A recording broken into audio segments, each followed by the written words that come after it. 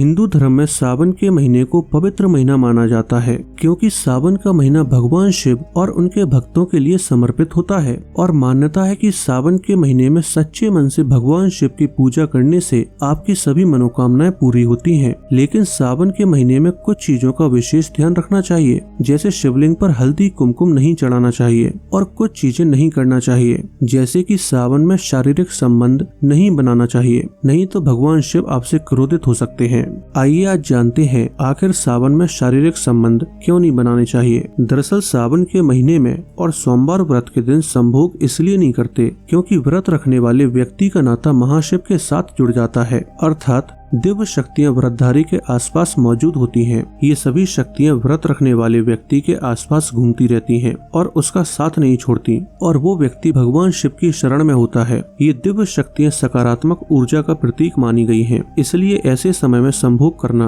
कई दिव्य शक्तियों को क्रोधित करने के बराबर माना गया है। क्योंकि एक तरफ तो आप भगवान शिव से प्रार्थना करते हैं कि हे प्रभु आप मेरी पुकार अवश्य सुने, और दूसरी तरफ आप व्रत रखने पर संभोग करते हैं, जो कि शास्त्रों के अनुसार घोर पाप के बराबर माना जाता है। अगर कोई व्रत रखते समय में शारीरिक संबंध स्थापित करता है तो ये दिव्य शक्तियां भयानक रूप ले लेती हैं। ये शक्तियां क्रोध में आकर आपस में टकराती हैं और व्रत रखने वाले व्यक्ति को अंत तक जीवन भर परेशानियां झेलनी पड़ती हैं। इसके अलावा गरुड़ पुराण में भी बताया गया है कि व्रतधारी को संभोग करने से बचना चाहिए, क्योंकि वो व्यक्ति उस समय ईश्वर की शरण में होता है। इसलिए सावन के पवित्र महीने में अगर आपने व्रत रखा है तो आपका नाता ईश्वर से जुड़ गया है। ऐसे में जब तक आपका व्रत पूरा ना हो जाए और सावन का महीना समाप्त ना हो जाए, तब तक आप शारीरिक संबंध स्थापित कभी न करें। आइए अब जानते हैं इस संबंध में आयुर्वेद क्या तर्क देता है। दरअसल आयुर्वेद के अनुसार सावन के महीने में मनुष्य के अंदर रक्त का संचार अधिक होता है, जिससे काम की भावना बढ़ जाती है